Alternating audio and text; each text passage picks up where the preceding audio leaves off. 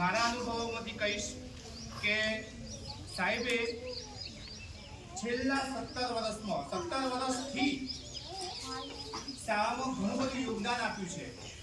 ઘણું બધું યોગદાન એટલે બાળકોને સંસ્કારો, પછી સ્વાસ્થ્ય પ્રત્યે સભાન રહે માટે ઘણી બધી અથાગ પ્રયત્નો કર્યા.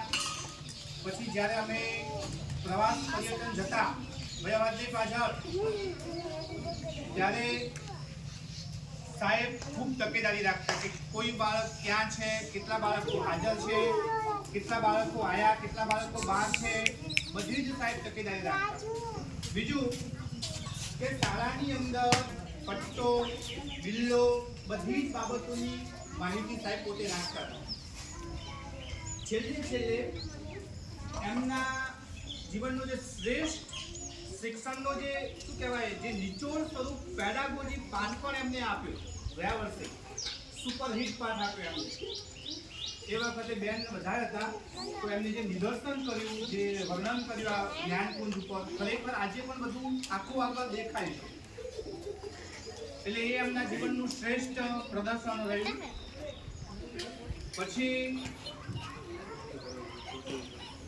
આપણી શાળાની અંદર